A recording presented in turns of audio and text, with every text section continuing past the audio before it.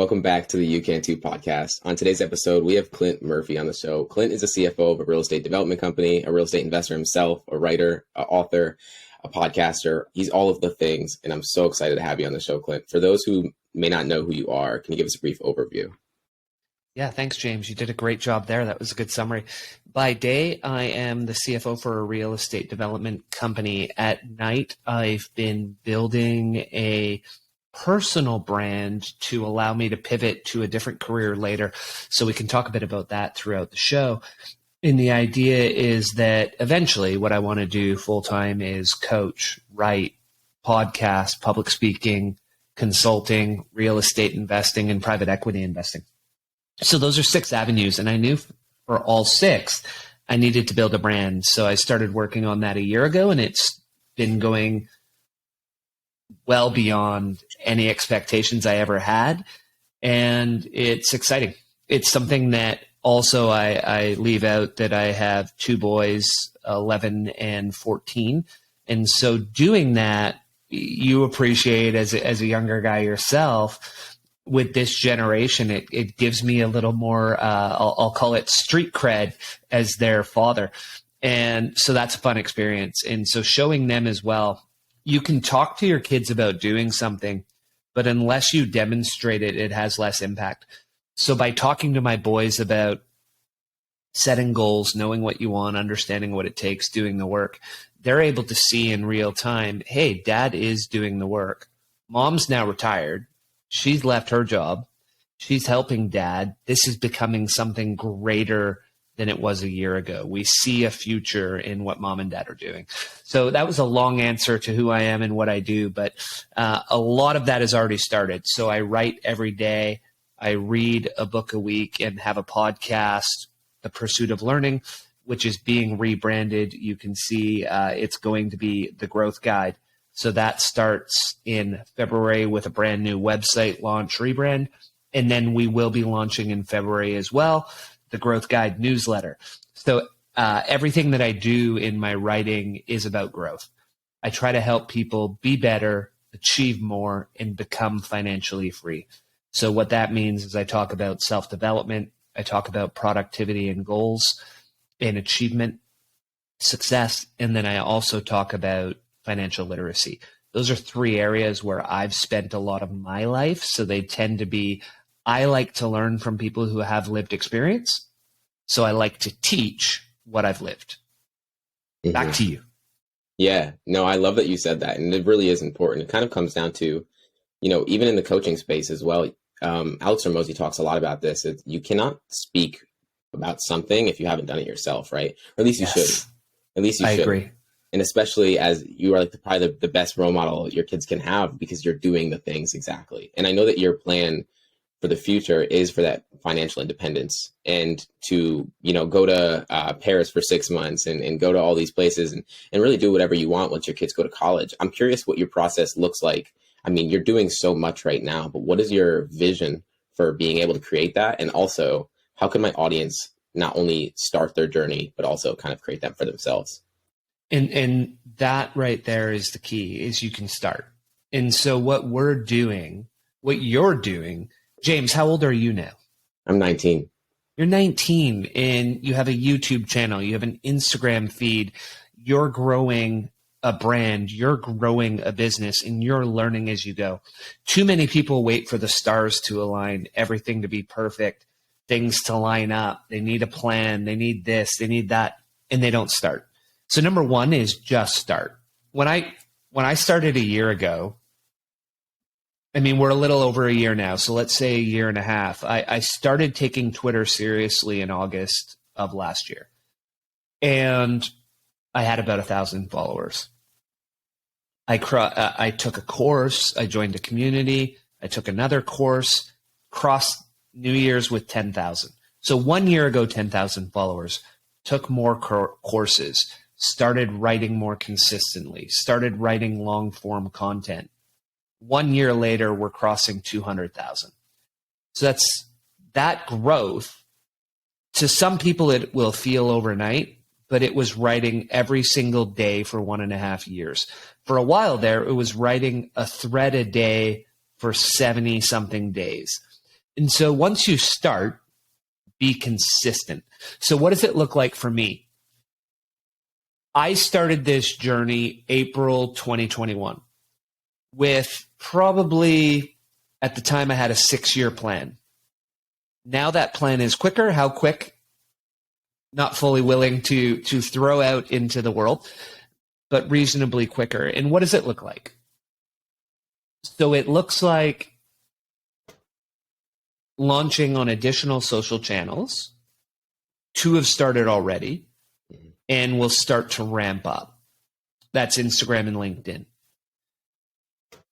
My wife is running those. I run Twitter. I create the content. The content that I create on Twitter, she multi-purposes to those sites. And she's doing a great job making it look good. The next step is taking courses on those platforms the way I did on Twitter and joining the right communities and engagement groups. Because for people who are listening, when it comes to your content, there are 3 things. The content, how you package the content, and then how you distribute it. You need skills in all 3 areas. And so she will take over that aspect, James, on those 2 platforms, and she'll start studying how to get better on them.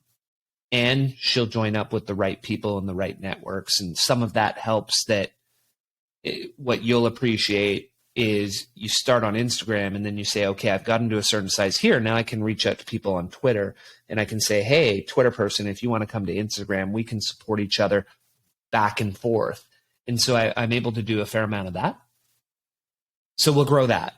The next step is to take that aspect of the business and say, okay, we're ready for video.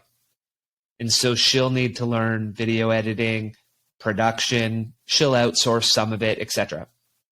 And then I become the actor. So I'm the man behind the camera. I've already written the content. Now I just have to talk about it. And I have to work on the public speaking. So things like this with you help. My podcast helps. I publish an episode a week. So the more I do that, now we're going to be on YouTube. We're going to be on TikTok. I know, 44-year-old on TikTok talking about how to be better. It's fun stuff. And then we'll come back and we'll be able to use those reels on Instagram. And then we'll also be able to use it on Twitter. Why not? So you can see how what we're doing here is what Jim Collins talks about as a flywheel. So I'll do some motioning in the air. So if you look at the first gear, if you're picturing a series of cogs, is social media. The goal is to drive that social media to the podcast and to the newsletter. So as this gear spins, this smaller gear over here starts to turn. So if I'm reaching out to a best-selling author and I say, hey, I'm going to publish your episode to my mom and dad and 6 friends, they're like, not going to come on the show. But if we say we're going to get that to 300,000 people, they're more intrigued. Now you're getting guests who are coming on the show for that. Then you come back. Now imagine a little gear below that starts tying these 2 together. Because when that bigger guest comes on, you write about it on social, you share the video on your YouTube, you share the clips on your Instagram. Oh, wait, people love that you just talked to that big author. Now that wheel's getting bigger and spinning faster. And the flywheel just keeps going. Oh, hey, guess, we now have 500,000 people, and we have a newsletter that goes to 50,000, and the podcast is heard 10,000 times in the first month. Oh, hey, yeah, I want to be on that show. So you can see, James, how you're building the machine to just drive constant growth on the social, and then on your newsletter and your podcast, which in return drives your social. And once you get that machine built, that's where the opportunities come from. Because then you're able to monetize your sponsorships. You're able to sell products and services, whether that's other people's products and services that you've tried and you believe in, or whether it's your own. You're creating communities and you're creating courses, whether that's cohorts on Maven, whatever it might be. A couple friends and I who I've grown with and am quite tight with, we're launching a Twitter growth community. And so there will be a cohort 4 weeks long, 2 sessions a week, where we teach you how to build a magnetic profile, how to write viral content, how to network with other accounts, how to grow your brand on Twitter. And the three of us are also growing on other platforms. So it's cross-platform, but we're focusing on Twitter because we've each grown. I think we're approaching 500,000 on Twitter right now between the three of us. So that's our main area for specialty. So if anyone wants to hit that up, DM me on any of the platforms. I'll talk to you about it. Our main goal is getting people in to grow the community, because the bigger community, the better we'll all do. So that's step one. So those are different ways to monetize. And then people are, hey, you've done this, and I see you all the time talking about being better. I see you talking about success and achievement. Can I work with you in a coaching relationship? Can I work with you in a consulting relationship? I see that you've been a CFO. Can we talk about that? And so it presents opportunities to monetize not only as a coach, but as a consultant, as a course creator, as a writer. And then that ties into, you've got a YouTube channel. Hey, do you want to be a public speaker? So that was a very long answer, but that's where I see it going, is build the machine to drive your future. I'm speechless, because I think this is like, it excites the heck out of me, truly. Because when I first got into coaching, and I'll tie this into everything that you just said, but when I first got into coaching, it was more so, I just want to help people. And my way to do that was through social media. Prior to becoming a coach and the podcast and all the things, I was not a social person. I was not on social media posting content, wasn't sharing my life. So getting into it was a big step for me, let alone coaching and public speaking and podcasting and interviewing and coaching and all the things. And it's so exciting because you're doing it exactly as it's not really shown, right? We see all these people doing a lot of things, but exactly as you said, you just listed out so many different ways. Not only can you monetize, but you can genuinely change your life and other people's life in the process. And it blows me away almost every day that we're able to do this as our job. And it truly is one of the most exciting things to wake up and do every single day. I know that when you were in college, you were going for psychology, and I don't remember the other one. And then you moved to accounting because your girlfriend or wife at the time told you that this probably isn't the best thing to go down. And it's funny how it switched, because now it's like, okay, now you're going to be helping me out, and we're going to grow this thing and expand together. What was that look like, or how was that like, really making that shift and kind of getting into where you are today? I love that you pulled that out. I mean, it's hilarious because it's, I'm considering, and I will apply for it. I'm going to stop saying considering. I intend to do a PhD in psychology. Yeah. And I think when she originally said that, she probably didn't think that I would go that far in academia. So she didn't support that route and said, hey, you'll be better off as an accountant. Yes, she was my girlfriend at the time and is now my wife. So you rewind and you look at, and neither she nor my family thought, well, this guy can be a writer. Right. And so you fast forward the clock 22 years. Well, 24 years probably from the time I made that decision to switch. I'm going back to what I wanted. Mm-hmm. I'm focusing on being a writer, and I'm focusing on helping people grow and be better, which is what I wanted to do with psychology. So you look at what I wanted then, and that's what I'm pivoting to now. So how I look at it, James, is I took a 22-year break. By the time I'm done, let's say 25 years. And in that 25 years, I focused on something that, interestingly, and I think for a lot of people, if you have a certain level of intelligence, you're curious, you're driven, you work your ass off, you're going to succeed. And so it turns out I was pretty darn good at this accounting thing. I made some of the friends I made there absolutely amazing. My network in my city is, I think, phenomenal. Like, the people that are in my circle have performed at a super high level, and we've been friends for over 20 years. So I'm super proud to be friends with them and in their network. And then to be able to say, hey, I was lucky enough to make some really good bets in the right areas at the right times, and I will achieve a certain level of financial independence, why not go back and focus the second half of my life on what I want to do and help others get to where I got and make other people realize their dreams and potential. Like I can't imagine a better way to spend the second half of my life and to show my boys, hey, look, if you want something, you can go do it. You don't have to always do it right away. The whole idea of live your passion, it's scary because I don't think it often works. But can you not live your passion, make enough money that you can then support your passion and pivot to it later? Maybe that's a different way to do it. So I look at it that way, and it's been a really good journey, and I feel super blessed by the path we did take, and I want to move to the new path. Yeah, it's really exciting, and it's crazy how often a lot of the people that we're connected with are just in the personal development, online creator space. I don't want to say we all have similar stories, but there's a lot of pivotal moments in every one of our stories that kind of pushed us into creating online or just kind of getting into the space of, and we'll talk about it, mindfulness and all that kind of stuff. When I got into it, I was going to become a real estate agent, and I had the opportunity to invest into a program, and I was 17 at the time, and I was all in on becoming a real estate agent. I was with the team.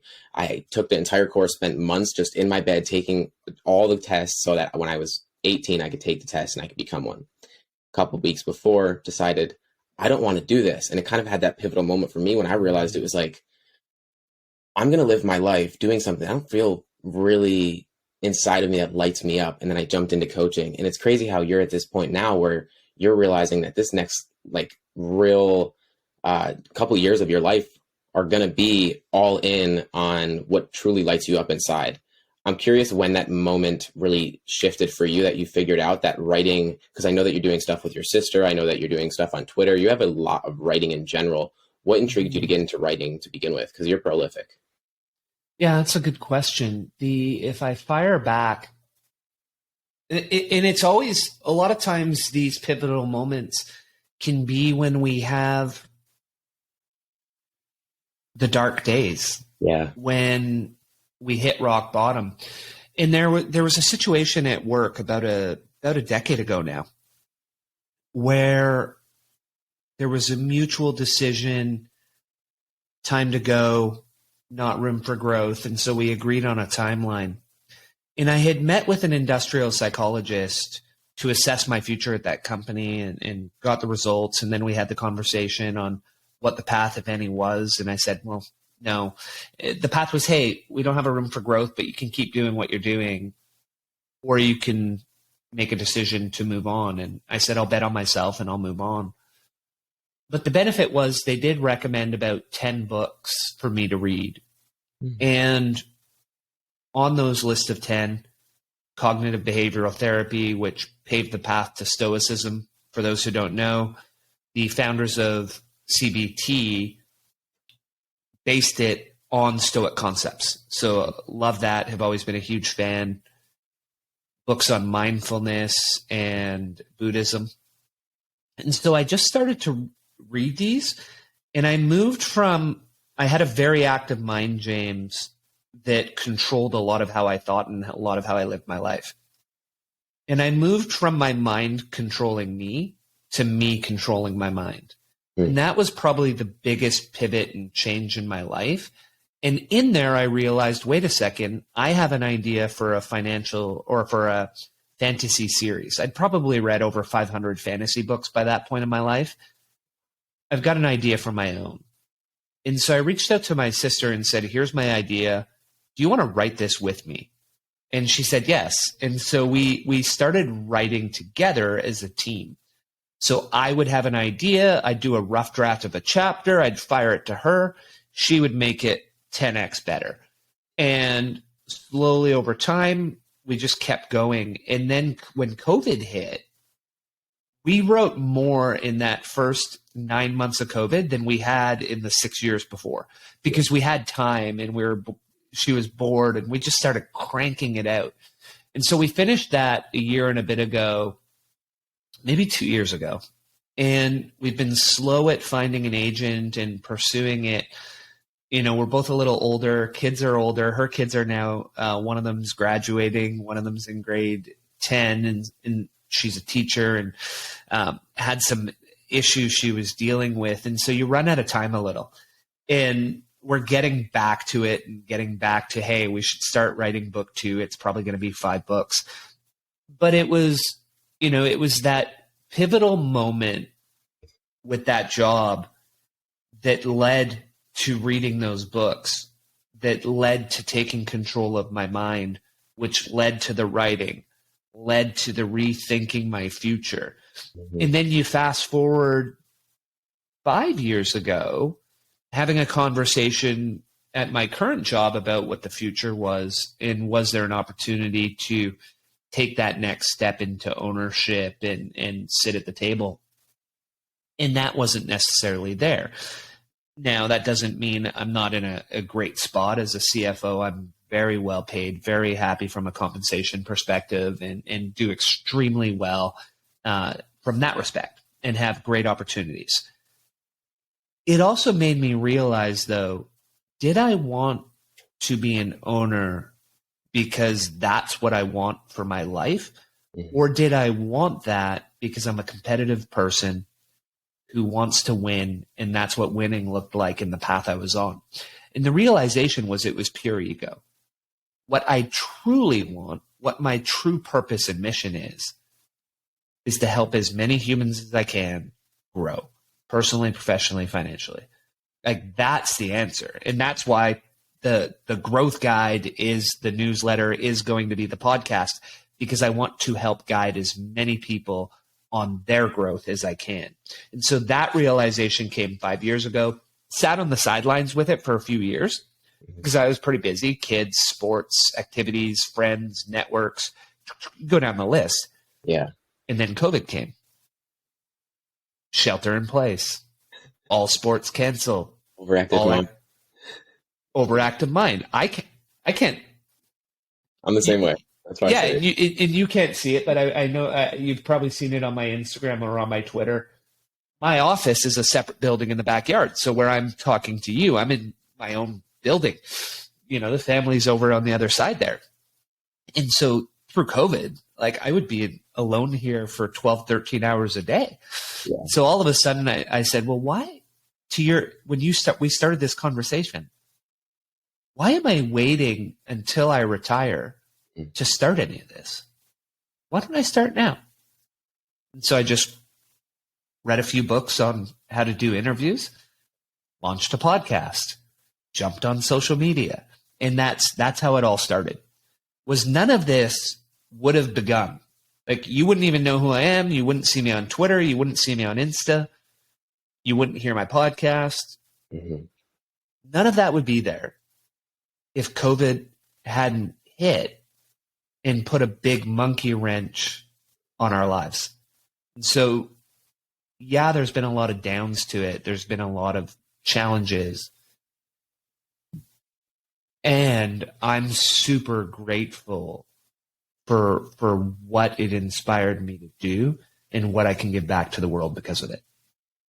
In full support of that as well. COVID was the same time I started my business as well. It was like, I'm sitting home, and I swear to you, for months, the only thing I did was go on the realtor website that I was on, was with a team, and all I did was just take the test, like every single module I could, so that when I was 18, I could do it. Because I wasn't even old enough to take it yet. I was like the youngest person in Keller Williams, and I was just going. And then there was just a moment in time where I was starting to read books. I started to get into personal development, started to see what I really wanted for my life. And I had a lot of family members pass away when I was young. So it was like, I seen them go their whole life spending a lot of time working on things that they didn't really love, to then pass away before they could even enjoy their life. And that was like, inside me, it was like, well, this is my opportunity. I got to take it. So I think COVID, there's a book, The Obstacle is the Way, and I want to dive into Stoicism because I know that this is going to be for us. But The Obstacle is the Way was a huge book for me. It helped me realize that most of the time, the biggest hurdles in our life are the times where, when we're the lowest, there's only one way to go. and that's up. And when you see through that and you're like, well, what can I find in this obstacle? What is the way? And finding that, it's magical is the word I can use. It's truly inspiring. I'm curious, when you got into Stoicism, Buddhism, and mindfulness, like what intrigued you to get into that? Was it the books when they gave you when you left your job, or what inspired you to continue down that rabbit hole? It was 100% that. And so if you rewind the clock, on the list of books, Feeling Good, The New Mood Therapy was one of the books, and that's the CBT aspect. And then I started researching CBT, and I realized the predecessor was Stoicism. So I think I bought 25 books on Stoicism. I've probably only read 5 of them, and I look over at my shelf and the other 20 are there, and someday I may get to them. But once you've been through 4 or 5 or 6, you kind of get the gist of it. And so the next 19 were the same message repeated from a different angle. And I was like, I'm good here. And so I might work my way through them. But that was one aspect of it, was the Stoicism. And the Stoicism I almost look at as like an active philosophy. Mm-hmm. And then on the other side of it was the Buddhism, which is a little bit softer. But when you read their messages, they're super similar. So I consider myself a Buddhist, Stoic, Catholic. Like both these angles really support each other. And to me, subtle difference. On the Buddhist side, we recognize that we have these 35,000 thoughts and we just don't attach to them. We let them go. On the Stoic side, we stop them, we question them, and we accept the real ones and we let go of the negative ones. Like that's the active versus just let it go. Mm-hmm. Oh, monkey mind, you do your thing, but I'm not going to pay attention to you. I'm going to shut you off, monkey mind. Like that's how I kind of contrast the two. And so you look at it in the idea of, like, I have a tattoo on my forearm that has some Stoic concepts to it, being, memento mori, remember I must die. Like, to your point, we're not going to be here long. I always think about it. I had a lot of head trauma growing up, and that's always led to concussion issues. I'm pretty sure it ties into depression later in life. And so I've never been comfortable that I will have my full mental faculties as long as the average person because of that. I don't know if I have CTE, but I wouldn't be super surprised if I did, as an example. So that's one aspect. The other is the amor fati, is the celebrate our fate. Don't just accept it, celebrate it. Like whatever happens to us happens for the best possible reason. So any of these dark times I've been through, any of those challenges, like those form part of who I am. Mm-hmm. I'm here because of every one of those decisions. Like I can't look back and be upset that I didn't do psych and English, because then I wouldn't have those 2 boys that are in that house. They're there because of every decision I made and when I made it. Mm-hmm. And so if I change any one of those decisions, I'm not sleeping with the person that I am the night I was that I created them. They're a 1 in a zillion chance. So I can't change anything, because then I wouldn't have my boys. And so like you start to look at that and you start to say, well, you go back to the Buddhism. You talk about impermanence. You talk about karma. When you realize that everything you have is going to disappear, even your legacy, none of it's going to last. Yeah. You start to have a bit of perspective on living in this present moment. So yes, it was reading those books. And then on the mindfulness side, I started diving deeper. And 2 years ago, I signed up for the mindfulness meditation teacher certification with Jack Cornfield and Tara Brock. So I'm finishing that next month, and I'll have my teacher certification. I don't intend to start teaching. But what it does, James, is the more we can learn different paths, different, I always describe it as tools. that we Absolutely. put either in our tool belt or our toolkit. So that if I'm having a coaching call with you on your business, I can incorporate mindfulness. I can Hmm. incorporate CBT, Stoicism. I've done some work on shadow work and Jungian psychoanalysis. So all of a sudden, you're bringing in all these different tools to not only analyze the problem, but why it's a problem for you, and the deeper, how is this coming up for you? Yeah. What is it in your past that's leading you here today? Because none of it is by chance. So you get to have fun with all of that. And so those are all the areas I want to explore. The PhD I'm considering and want to apply for is Buddhism and psychoanalysis. So the combination of those two, like, to me, that's everything I've ever wanted, is those two tied together. Shadow work Yeah. with Buddhism, like, that's just fun. You can tell. I get so excited by this kind of stuff, as you can tell, because I'm so in the, like, I'm so for everything that you just said. I think something that is really foundational in my coaching is understanding that most of the time we focus on surface level things, and so the Yes. problem stays there. The problem stays there longer and longer, and we can feel like, oh, this is a temporary fix right now, but deep down, that's where the shadow work, that's where the mindfulness, that's where all of the things come in, because you have to understand that it's like you said, it's happening for a reason. It's not just happening out of the blue. And I wanted to say too, I carry Memento Mori and Amor Fati around all the time. I have multiple coins because I love it. reminders, and it's something that's been so impactful on me. I'm curious what it looks like for you. Do you have a mindfulness practice? Do you have do you meditate? I meditated right before this, funny enough. And is there something that you do, that you practice, that maybe can be a little actionable for my audience? Yeah, you can see in the background a sauna. Mm-hmm. And so often, and I've got to get better and create the habit. Yeah. Right now, I had the habit's broken. So I have to restart the habit, and I'm off work starting tomorrow for 3 weeks. Yeah. So what I'll be doing is go for a long walk, weighted vest with my dog, hit in this room. There's also, on the other side of this computer, is a squat rack gym. So hit the weights, jump into the sauna for about an hour, and as part of that, have a meditation. So 30 minutes, meditate. I like to do, so one of the meditations I like is just sort of the 4 thoughts that turn your mind to Buddhism. You're thinking about preciousness of human life, impermanence, karma, and suffering. So I do a little bit of that. I'll usually potentially do, the other one I do a lot of is a loving kindness meditation.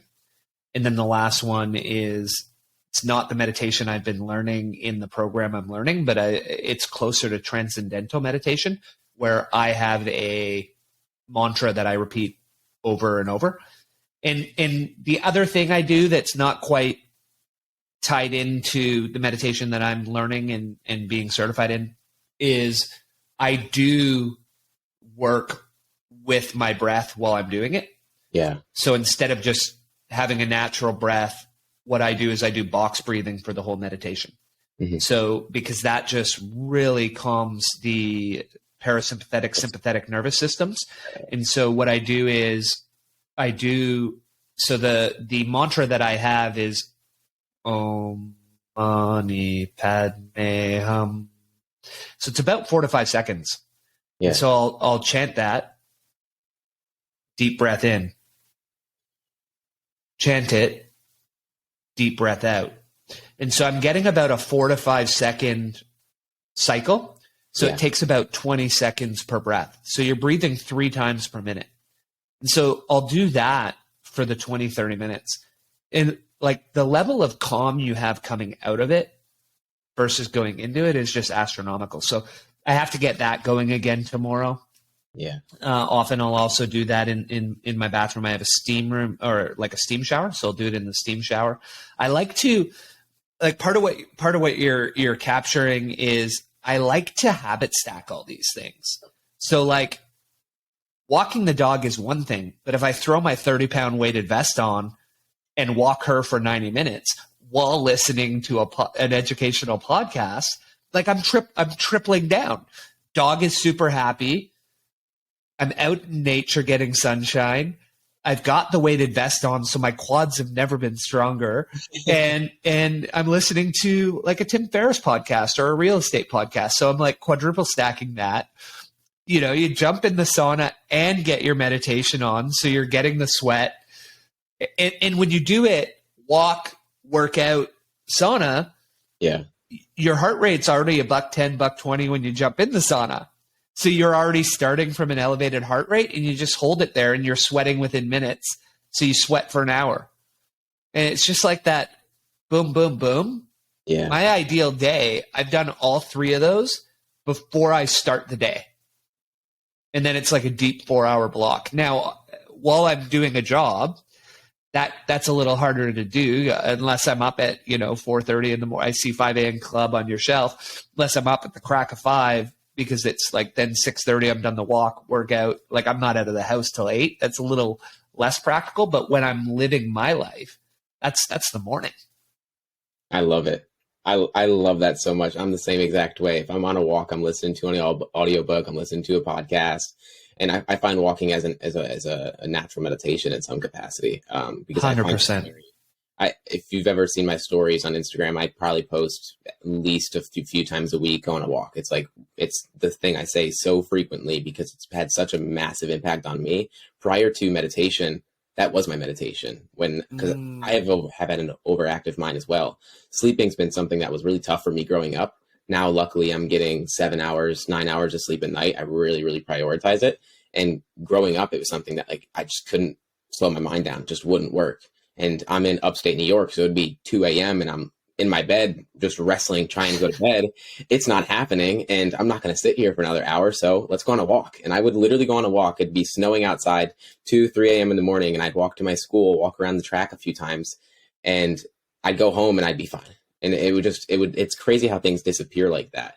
I know Jay Shetty is someone that talks a lot about mantra meditations as well. I have to get into them myself. I'm more of I do the box breathing, I do the 4-7-8, and I do more visualization as well. But the mantra is something I definitely wanted to get into. I'm curious, do you have 3 books that have had a massive impact, whether it's on your mindfulness or just your life in general? Because I know that you're a book reader, man. Yeah, the 3 books that I recommend the most, and they tick these boxes. Number 1, 7 Habits of Highly Effective People. Like you read that book and you do those things, you're going to have a good life. And you realize after you start to study Stoicism, there's a lot of elements of Stoicism in 7 Habits of Highly Effective People. And when you're practicing 7 habits regularly, you also realize that if you talk about some of the keys that you've learned from it and how you've changed your life with it, everyone's like, oh, you've read Atomic Habits. And you're like, no, I haven't. I just read one of the 7 habits, and that's basically Atomic Habits. And that begin with the end in mind. Anyway, so 7 habits, like a must read for anyone. Then Feeling Good, the New Mood Therapy. So anyone who has an overactive mind, anyone who wants to learn how to shut off the monkey mind, best tool. That book changed my life. That's 100%. And then I'd have a toss up between Resilience by Eric Greitens. Unbelievably well written book. The author, some of the stuff I've seen has become more problematic, so it's getting harder to recommend. Yeah. But then you say, if it wasn't that, then I would just say Meditations by Marcus Aurelius. It's up there. Yeah. I mean, like emperor. Yeah. Philosopher. Mm-hmm. And we have his diary and we get to read it. Like, that's incredible. And he just think about it. It's like his Twitter feed. He's just like, I'm going to tweet my it's all of his books. Thought of the day. Like, that's his version of 3-2-1 by James Clear, but even more life-changing. So it's like he's just, every day I'm going to write a thought. And you read these thoughts and you're like, holy crap, like that's powerful. And it's just a book of that. So those would be, let's replace that. So we'll go with 7 Habits of Highly Effective People. we will go with Feeling Good, the New Mood Therapy, and Meditations by Marcus Aurelius. I love it. And I'm so glad that you're someone into Stoicism, because I haven't had someone on the podcast that really dives into it enough yet, and it's something that's dramatically changed my life, to an extent that I truly I cannot express, and Buddhism is a part of that as well, and practicing that and doing, whether it's meditation or even reading, like you said, I think it's crazy how we have an emperor from so many years ago that his advice is still practical today. 100%. It's more practical than some things that we hear today. And it's crazy how those, if we actually apply them, it will genuinely change your life. Like you said, with the 7 habits of highly effective people. And I'm curious for you, because this is something that I'm actively trying to figure out for myself. You're reading 52 books a year. How are you implementing all the things you're learning from them? That's a great question. And so I think one of the things is I'm probably not implementing everything I read, because that would be almost impossible. Mm. What I can do, though, is I can incorporate elements of each book. So when you read a book, and mind you, if I'm reading 52 and they're all on self-development, there's some similarities across all of them. Yeah. And so a lot of them, I already am living some of what I've read, or it's on a topic area that is what I do. So if I'm talking to an author about personal finance, like that's something at some point I could write a book on. And so that's when the podcast is a little bit more back and forth and having a conversation. And so, but there's always that ability to say, what are 1 or 2 nuggets that I can pull out of this conversation I just had? Mm-hmm. And the other thing to do is, because part of what I do is, if I look at it, I was realizing I'm always reading. And then I want to share that information with people. And to your point, like, how do I remember what I'm reading? And so part of it was, my friend chuckles because I lent him a book I had, Learn Like Einstein. And in the back of it, I'd wrote, oh, my learning style, although studies disprove learning styles. But anyway, I learn better when I have conversations. And I enjoy reading, but I don't necessarily retain it all. So then I'm like, well, wait a second. What if I tie all of this together? Read the book. What I want to learn from it, what I want to go a little deeper on, talk to the author about it, mm-hmm. Then publish it for people so they get the learning. Wow. And take some of the learning from the book and the conversation, turn it into a thread and a newsletter article, and publish that. Now you've read it, you've synthesized it a little by creating the questions, and then you're having a conversation on it, and then you're teaching it. Mm-hmm. And so by the time I write that thread, you've touched it 4 or 5 times. And then sometimes I'll listen back. It's always hard to hearing yourself. I know you probably know this.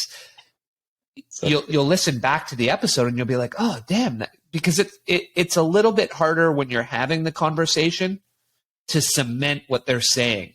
You're listening, you're focused, and then you need to be thinking, okay, they just talked about this. I want to guide. Where do I, you're guiding.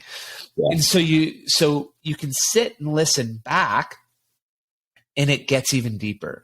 And so by the time that happens, you've touched the content 5 or 6 times, and you're like, what are the 2 or 3 things that I'm going to incorporate into my life? And if you ease in 2 or 3 or 1 or 2 from each book, or even just 1, that's 50 new behaviors at the end of the year. And so just slowly modifying, this is who I was at the start of the year. Mm-hmm. This is who I am at the end of the year. And they're completely different people. That's the fun of the journey. It's so true. It's that 1% rule, right? And you're doing it. And it's crazy how you answered a question that I was going to ask. The question was how are you able to learn so much so fast? Because you're doing so many things. You're a CFO, you're a real estate investor, you're a writer, you're a podcaster. You are doing so many different things, and in so many different facets of life, that it's extraordinary that you're able to iterate so quickly. I think that's something that's not a lot of people are able to do. It's like going into one space as you did, and with Twitter, you grew on Twitter, and then you extrapolated that and then made it into other platforms. But you're doing that in life. Like, that's not just social media. You're doing that in other areas of your life. And Yes. how are you able to do that when it comes to, say, even real estate? When I know that you've been in real estate for a while, but I think that alone, that's something I want to get into. When I realized I didn't want to be a real estate agent, what I did realize halfway through of becoming one was that I wanted to be an investor, not a real estate agent. So I'm curious how you're able to not only do that on social media and for the authors and books that you're reading, but how are you able to iterate so quickly and learn so fast in other facets of life? And I know that was a broad question. Yeah. So I think there's a few reasons for that. And one of them, I feel like potentially from all the concussions I had as a kid, like I got hit by a car when I was 5 years old, and once you have one head trauma, it becomes easier and easier. And I played every contact sport you could imagine. Had a brother that was like double my size and 1 year older than me. Like a lot of head trauma. But I think somewhere in there it shut off like an inhibition switch. So I'm not a person who needs to plan religiously. Yeah. Like, I just press the go button. And so when I see something I want, I start and I go and I learn on the way. And so when you look at the last year as an example, I was flying by the seat of my pants. Like, my wife's retired now and she's taken over certain things. And she's sort of like, okay, like, what's the process? What's the steps? And I'm like, just do it. Yeah. I get home from work. I write, and then I create slides, and then I do this, and then I go to bed at 1. Like, it's sort of like, and she's like, well, what am I going to do? So we create all these process docs and step by step and record it. And like, oh yeah, I didn't tell you this. Right. And we're like, and now she's acing it, but like she wants those steps. I need to, and I'm just like, you go. So that's one thing. The other is my greatest strength. Like, if you interviewed me anytime over the last 15 years and you were like, hey, what's your greatest strength? My greatest strength, and somehow I intuitively knew this, was I learn faster than anybody. And I'd always say that in interviews. And it's like, well, I'm not trying to be cocky. I just learn quickly. And where did that come from? And Sahil talks about this, is curiosity. Like, I'm a super curious dude. And my mom said I was like that, I was that kid taking apart clocks and like, oh, how does this work? Why, how? Like, I would just ask that religiously, apparently. And I would also be like leaving the house and climbing like she said, I was like, I could barely walk and I would climb over like a 6-foot fence. Like, I would just be like, got to explore the world. I'm out of here. Like, kids are climbing out of their crib and I'm going over the backyard fence. Yeah. Like, so I've always been super aggressive, if you will, like sports.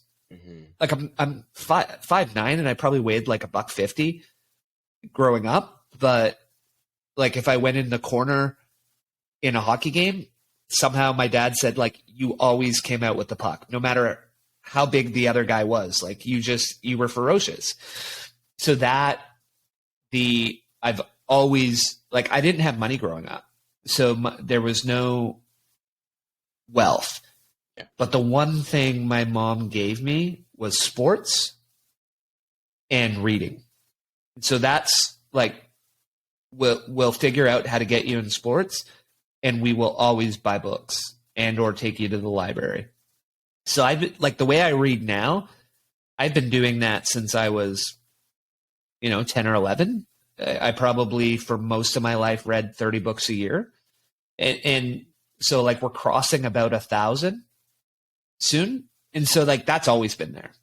Yeah. And so I've always read, I've always been curious. I've been super aggressive and passionate about all of the things I do. And so when I took the Clifton Strength Finder, it was like, hey, your number one strength is learning. I was like, oh, I was right. And so that's part of that's the reason for all of this. Like, if you look at if you look at the way I'm building my future, it's all built on those strengths and those passions. It's like I get to learn by reading, studying, taking programs, taking courses, going on retreats. Like I want to, whatever I bring in, I want to invest 10 to 20% of that back into learning. So that, because what you have, James, is like, I've had someone who worked for me once and they're like, I think I've outgrown you. I think I might have to go to a new shop. And my response was, no, that's like, you're never going to outgrow me. Not because, and I'm not saying that because I'm cocky, because I want to hire super bright people who are better than me and have super potential. But unless you're willing to invest in your learning the way I am in mine, there's always going to be something new to teach you. So, and that's where I see the business going. Constant learning, synthesize, share the knowledge, lather, rinse, repeat over and over. So that's where the learning comes from. And then the other fun part is my first 10 years at KPMG, you have a multitude of clients. You go into their business, you have to learn it super well so that you can audit it and say, hey, are these financial statements reasonable? And then you have to go on to your next job. So you're learning to learn because you're just constantly new client, understand the business, and just doing that over and over. And so if you already had a predilection to learning, it just gets stronger and stronger. And then once you realize that's your strength and you double down on it, you just keep going. And so I think today I've learned to look for what I need to pull out of something to get good at something. And so when you take it to real estate, if I'm working for someone and I see what they've done to create wealth on a scale that's unimaginable to the average person, I can look at that recipe and say, how do I copy that recipe at my scale? How do I take their ideas and use them in my life? If I go back a couple companies ago and two lines that stood out to me that have guided a lot of my investing. You buy when there's blood in the street, which is a famous old quote, but he would use it, and always build in the path of progress. So whenever I've looked at my real estate acquisitions, they've always been in the path of progress, because then you're able to capture that value in the future.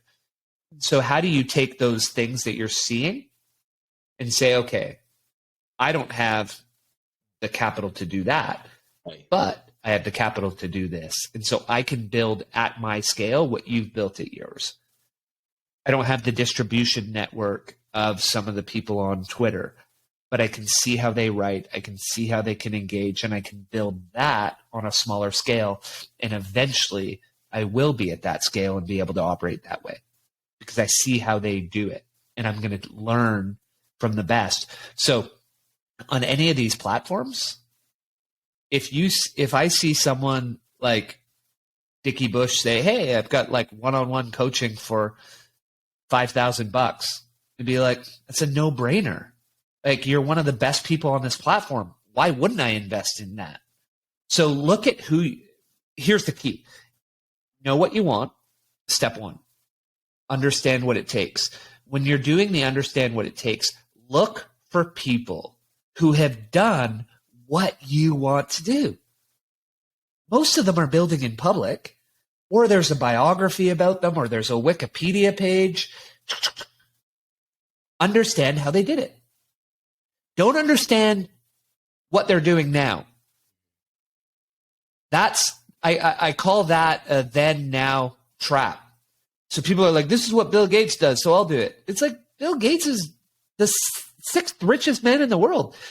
Like, of course he reads all day and plays bridge with Warren. Like, he's already a billionaire. Look at what Bill did 25 years ago to become a billionaire. So then now paradox. Don't focus on now, focus on then. Look at how they got to where they got to and apply that to your life. And then step 3 is do the work. Show up every single day, day in, day out. Put your X on the calendar, create the chain of events, and don't break it. And when you do that, assuming you took those right steps, you can't not succeed.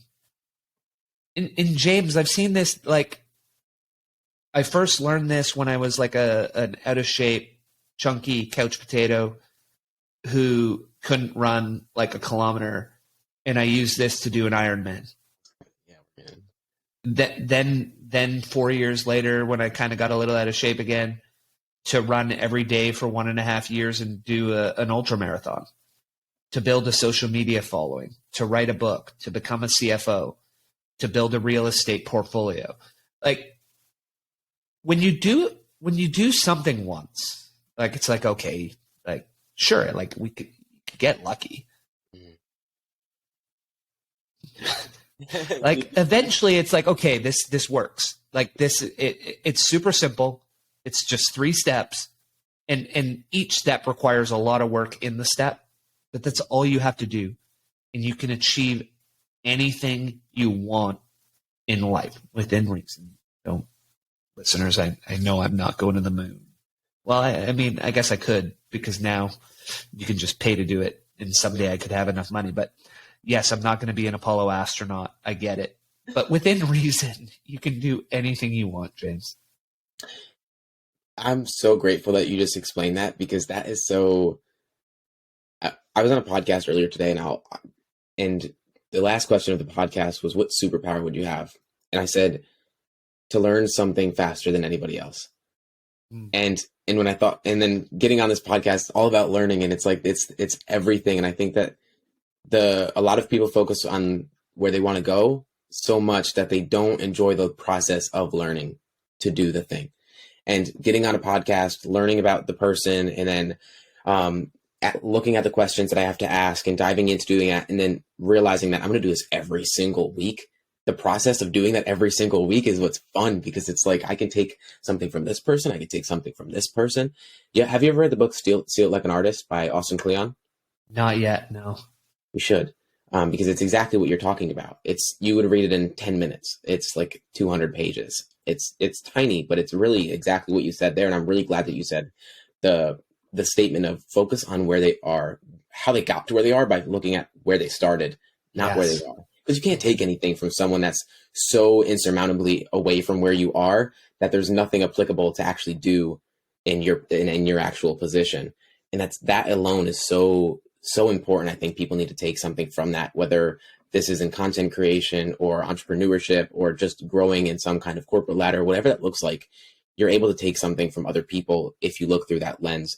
I'm curious what it would look like if your strength wasn't learning. What would be that actionable step? Would it just be starting for people? Well, that's the second half of that's the second strength is competition. So my top 3, I think, are learning, competition, and ideation, which ties to everything we're talking about. Is how do you come up with ideas? It's like, well, that's just what I've always done. I've always and part of it's the reading, what you consume, you can create.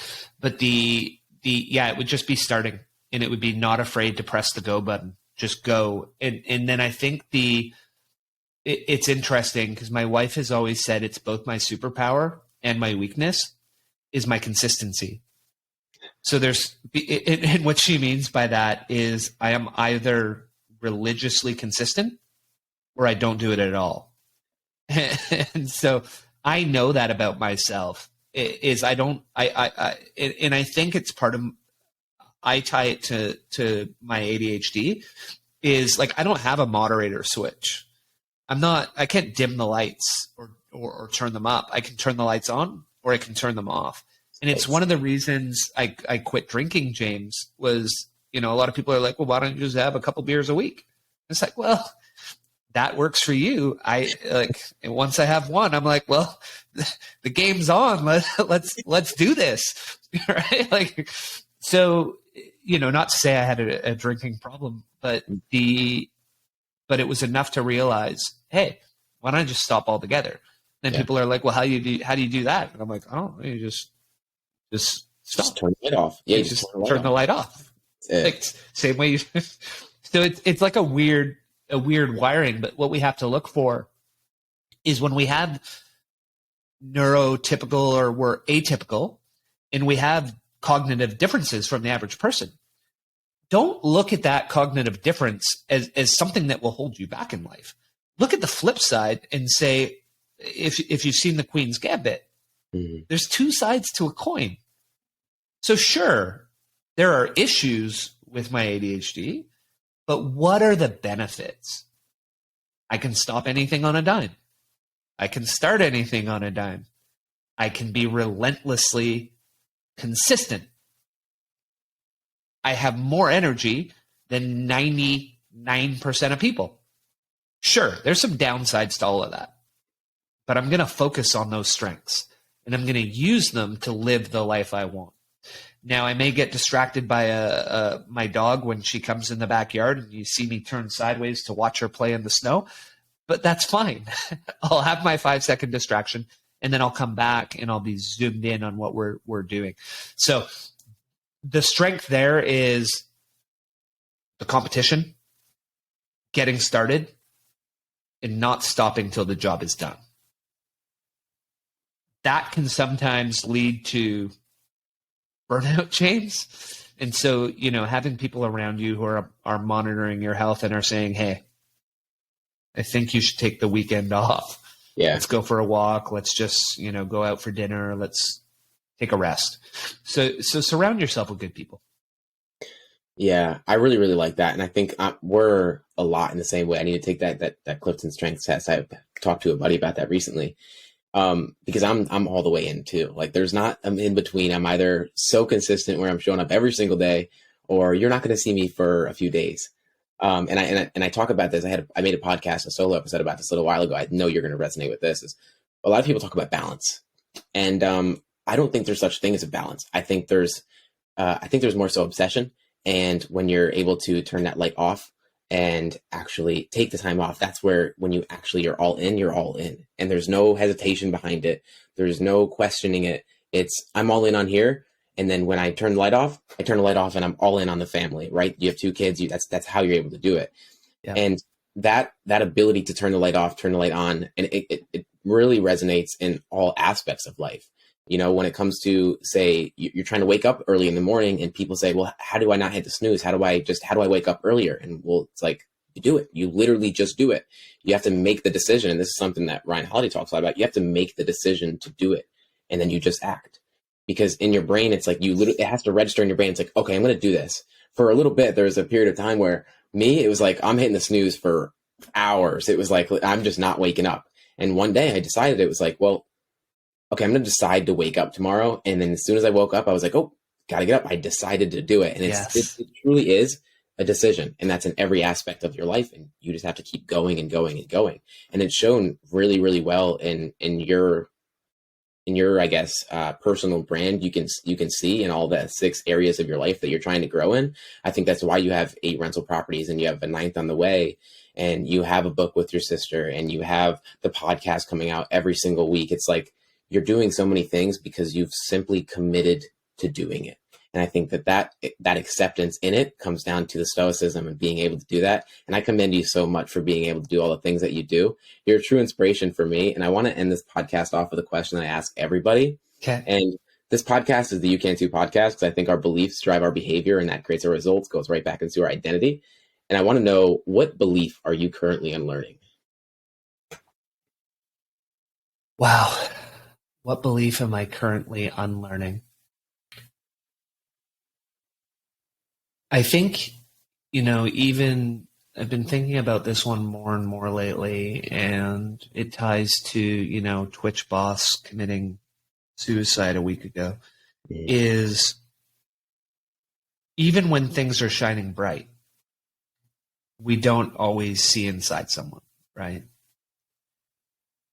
And one of the traps that can happen when we get into the business that you and I are getting into is you can get too tied to the results. How many followers did I pick up this week? How many listens on the podcast? How many likes on the post? And that can result in diminished personal view of self. Mm-hmm. I'm not good enough. And I think I'm unlearning that I am tied to my results. Mm-hmm. Because by any objective standard, someone would say, holy shit, like you've blown up on Twitter, you went viral on LinkedIn this week, Instagram's going all right, your podcast is growing 20% a month. Like, this has been a great year for you.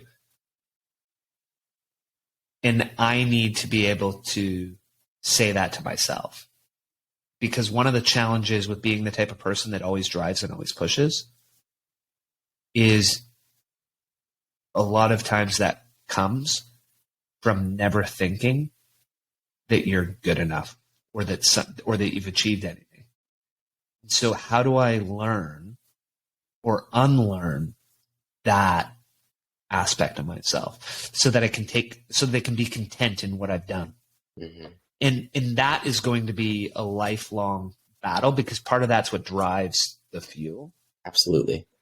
And I need to learn to, I was talking with one of the people that I look at as a role model on Twitter this morning. And I asked him, do you divorce yourself from the platforms? And so if you imagine, that sounds a little strange if I'm growing on all these platforms, but my ultimate vision, James, is I create content. Mm-hmm. I write the newsletter. I write long form content for Twitter. I write ideas for Twitter, and that gets packaged across all platforms, but I outsource the distribution, because being on the platforms at times can be a bit debilitating to me. So I have to unlearn being on them, and I have to unlearn being too attached to the results. That was a long answer to that one. No, I think it's great, because I resonate a lot with that as well. In the world that we're in, there's positive and negatives to everything. And you were speaking about this earlier, is you focus on the things that you do get from the ADHD. You focus on the things that are positive that come from it, not the negative. And I realized that in Tony Robbins' book, Awaken the Giant Within, it was focusing like on your circumstances, right? When growing up, it was, for me, I always felt like life was happening to me. I lost my father, my uncle, both at 37, my grandfather at 66. I was passed when I was born. I had a lot of positions where I was like, oh, life is just knocking me down. It's like trying to see what I can take. And I seen it as it was happening to me, made the shift that it was happening for me, because I started focusing on the things that I could get from it, focusing on the things that are positives. And then how can I resonate and how can I make that make sense to other people so they can take that perspective? Because it was like I was looking through life through this lens with my glasses on, and I was like, I took my glasses off and I was like, whoa, there's a different world here. And that alone shifted my perspective. And I think it's really, really difficult. It is a battle to do that when in the world that we're in social media. There's so much leverage that is on these platforms when you're able to do the things that you are doing. And there's so much capability that it makes it exciting, that like there is no cap. And that alone is like, man, where can I go? And then there's also that defeating feeling of, well, why am I not here? Or why, or what does this mean to me? And I think unlearning the belief that you and your work are not the same is something that's really, really important to realize and internalize. And I'm internalizing it in the same sense. And Clint, I'm so grateful to have you on the show, man. I'm so grateful to be connected. Your energy is contagious. And I think the audience definitely seen that today. Where can my audience find you, my friend? Oh, that's a great question. So we are, the easiest spot, you can see it on the hat, is thegrowth.guide.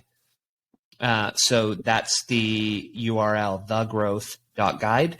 And then you can find me on Twitter. I am Clint Murphy. Instagram, the Clint Murphy. LinkedIn, I think I'm Clint Robert Murphy. I should change that. So those are the three main ones right now. And then eventually that same handle on YouTube, TikTok, everywhere social media is, we will be. Be there. Awesome, my friend. Thank you again for coming on the show. I'm so grateful. Thank you, James. It was a blast today.